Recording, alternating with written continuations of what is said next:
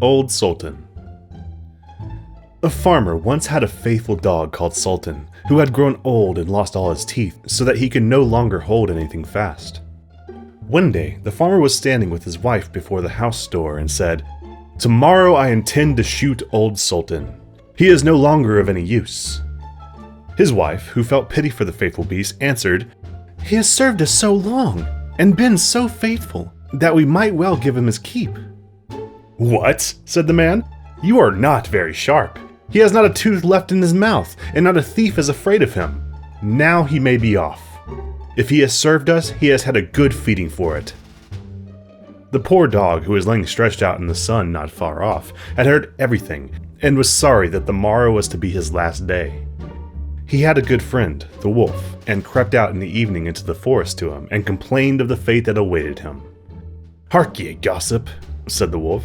"Be of good cheer. I will help you out of your trouble. I have thought of something. Tomorrow, early in the morning, your master is going with his wife to make hay, and they will take their little child with him, for no one will be left behind in the house. They are wont, during work time, to lay the child under the hedge in the shade. You lay yourself there too, just as if you wish to guard it.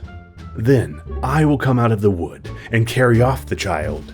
You must rush in swiftly after me, as if you would seize it again from me. I will let it fall, and you will take it back to its parents, who will think that you have saved it and will be far too grateful to do you any harm. On the contrary, you will be in high favor, and they will never let you want for anything again." The plan pleased the dog, and it was carried out just as it was arranged.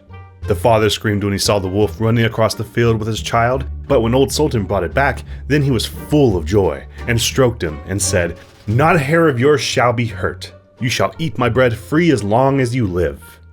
And to his wife he said, "Go home at once and make old Sultan some bread sop that he will not have to bite, and bring the pillow out of my bed.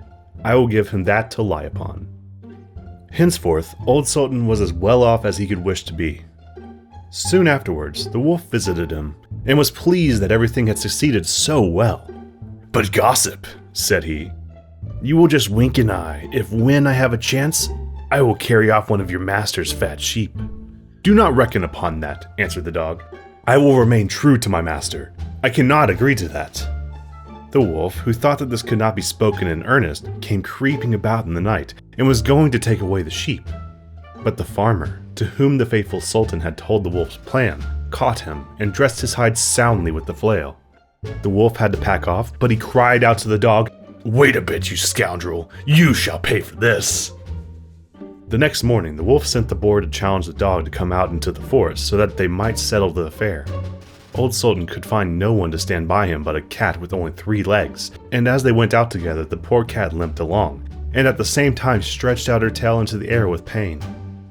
The wolf and his friend were already on the spot appointed, but when they saw their enemy coming, they thought that he was bringing a saber with him, for they mistook the outstretched tail of the cat for one. And when the poor beast hopped on his 3 legs, they could only think every time that it was picking up a stone to throw at them. So they were both afraid. The wild boar crept into the underwood, and the wolf jumped up a tree.